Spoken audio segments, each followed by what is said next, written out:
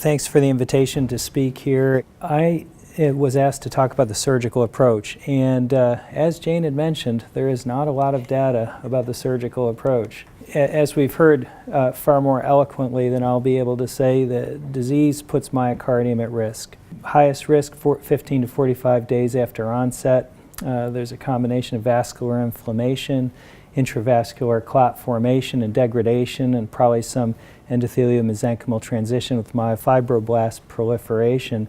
This results in aneurysm formation. In the majority patients, there will be some regression with small aneurysms in early treatment, but there's a lifelong risk of stenosis and occlusion.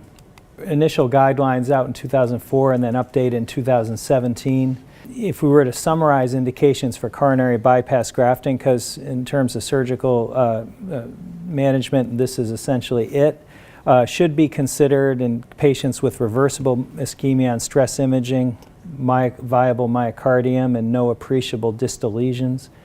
May be considered patients with severe occlusion in the left main, severe occlusion of one major coronary artery, or severe occlusion of the proximal LAD. In other words, any lesion that puts a lot of myocardium at risk. And I think most experts agree that surgery is indicated after recurrent MI. But how often is a coronary bypass actually required? This is a large series, 500 patients with coronary artery aneurysms, 500 patients. And if you go down this tree, only about a quarter of them have persistent coronary artery aneurysms. And among those, the MACE is essentially pretty rare. Only about 24 patients, so only a third of the patients with persistent coronary artery aneurysms have MACE. And that's broken up to patients who have asymptomatic MIs or some coronary occlusions, about 8 of them. Some have some symptomatic MIs, about 4. A couple have angioplasties, 3 died. But the patients we're talking about where surgical interventions are required are even more rare. 1 transplant and 6 coronary bypasses in this series of 500 patients with coronary artery aneurysms, an even smaller subset of the entire Kawasaki population. So we're not talking about a major public health hazard here. Risk factors for adverse cardiac events, giant coronary artery aneurysms has been described, Z-score greater than 10 or greater than 8 millimeters. Absence of prompt IVIG treatment puts you at risk. Among the patients who have giant coronary artery aneurysms, about 23% have some adverse event. And what can we do? We can do coronary revascularization. Of course, conduit types influence graft survival. In atherosclerotic disease, we have 3 choices. We have mammary artery or internal thoracic artery grafts. We have arterial-free grafts, for example, the gastroepiploic artery or the radial artery. And we have Saphenous-free grafts. In the dearth of available data, one series stands out as probably is by far the biggest series of patients who had coronary bypass grafting for Kawasaki disease, 114 patients. So amongst that huge pyramid of patients that gets distilled down to very few who actually have surgery, now we can just focus on the patients who have surgery to get an idea of what that profile of patients looks like in this very small subset of patients. 114 patients, age 1 to 19 years, a preponderance of males. The median age at diagnosis, 1 year. The median age at operation, 10 years. The median interval, when you look at medians and averages, this is what looks like the math doesn't add up, but the median interval is about 6 years between diagnosis and actual surgery. Again, supporting the need for long-term surveillance in these patients. In terms of the extent of disease, the majority of patients had 2-vessel disease, a few with single-vessel disease, a few with 3-vessel disease, and about half have some left main involvement. The preoperative ejection fraction, the majority of them have an ejection fraction greater than 50%, but 14% less than 50%. What's terrific about this series is the follow-up is 100%. This is very rare in surgical series. They all had multiple follow-up angiograms, typically scheduled at a month, a year, 5 to 10 years, 10 to 20 years, and greater than 20 years for some of these patients. This is really amazing follow-up. The indications for revascularization to get into the subset were stenosis of any vessel greater than 75 to 90%, and symptoms of ischemia, either by EKG, exercise testing, or dipyridamole testing. Evidence of MI was considered an indication. What was not considered an indication was a giant aneurysm without evidence of stenosis. What did they do? The vast majority of patients, 97% of them, had at least one ITA graft. 40% of them had bilateral ITA grafts. And a smaller percentage had Saphenous vein grafts, or in the more recent portion of the series, gastroepiploic artery grafts.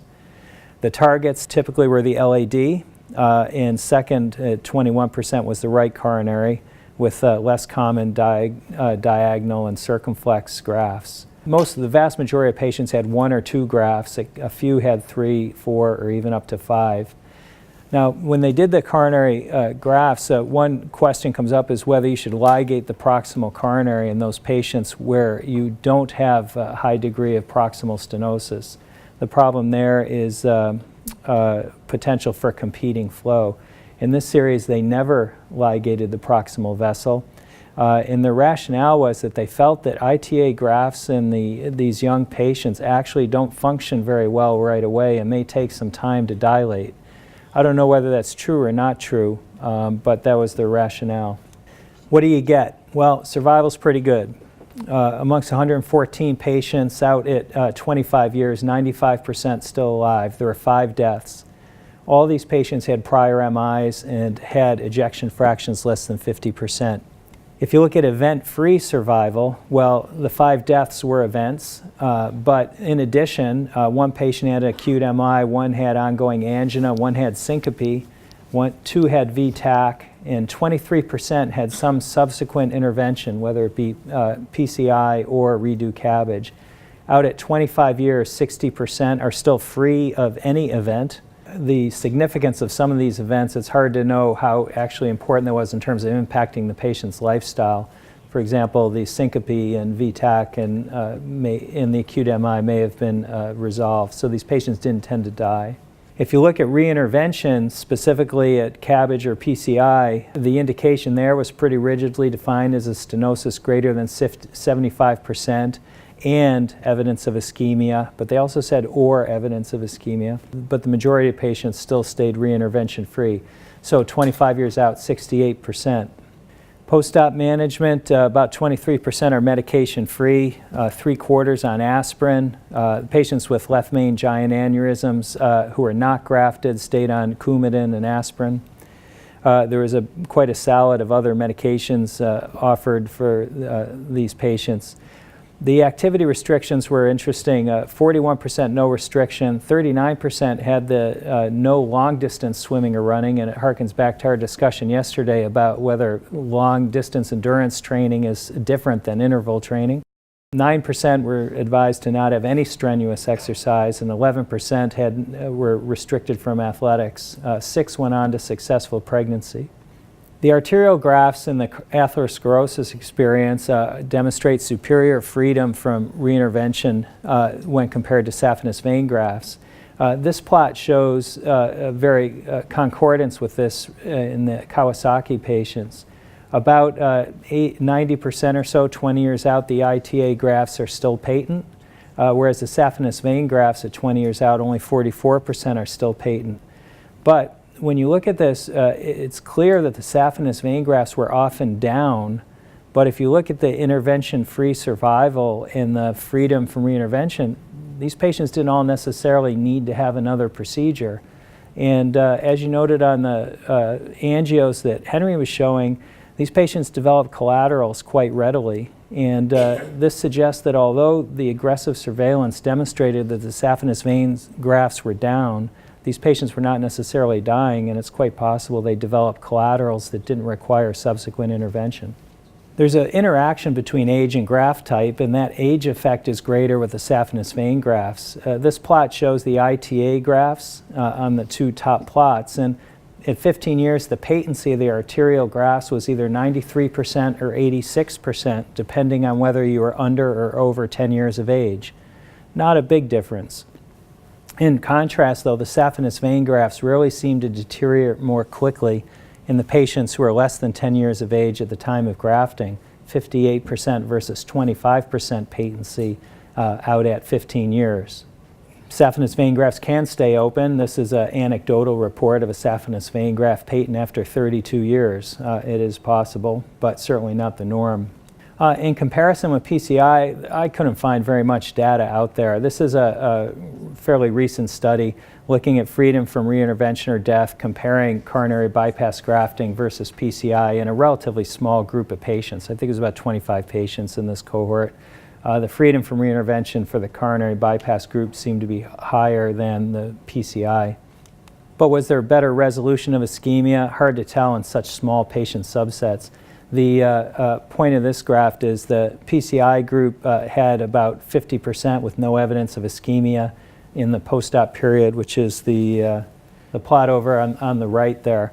Whereas the coronary bypass grafting group, actually the group that had no evidence of ischemia was 18%, but all the rest of the patients had some evidence of ischemia. No real difference between these groups. I look back at the Japanese series on late outcomes in ischemia and activity levels, and it's really hard to draw any conclusions. And this is a plot where they looked at the evidence of ischemia on the left and what the patient's activity levels were on the right. A very complex diagram, but this is a fatally flawed analysis because this is cross-sectional analysis, whereas these are time-related events. And I'm sure as Anusha was just about to stand up and say, you can't look at it this way. These are in the CHSS registry is going to allow us to look at time-related events because each one of these could actually be considered an event, but it depends on when it occurs after the intervention in order to interpret it properly. So I really couldn't draw any conclusions from this information. I think Anusha will be able to give us the answer in the future. So in conclusion, in terms of surgical management, coronary revascularization with arterial grafts seems to be the way to go. They have superior survival, and it really very closely echoes the atherosclerotic disease experience. There may be a little age effect, which further indicates saphenous vein grafts don't last very long. But there are other arterial grafts. There's gastroepiploic arterial grafts and there's radial artery grafts, which really aren't very well described in the current literature. Long-term surveillance is required as described. This is a highly successful therapy in a small subset of patients, and it is technically possible in any age group. Our plastic surgery colleagues are far advanced from us in terms of doing microvascular anastomoses to vessels down to a millimeter and a half. What you do is you arrest the heart, you get a microscope in there, and usually one of plastic surgery colleagues, because they tend to have better microscope skills, I've participated in some of these procedures in Toronto, and you can create a nearly perfect anastomosis, albeit very small. So I don't think age is particularly the rate-limiting step. And the difficult decisions remain in those patients with moderate stenosis and a giant aneurysm. The presence of moderate stenosis threatens the graft, but proximal ligation basically makes you dependent on that graft for life, and I'm not quite sure what the right answer is there. So obviously we have a lot to learn. Groups like this getting together and putting their combined mental energy to solving these problems is how we are going to get these answers. So I thank you for attention, and I applaud your interest in this very interesting topic. Thank you.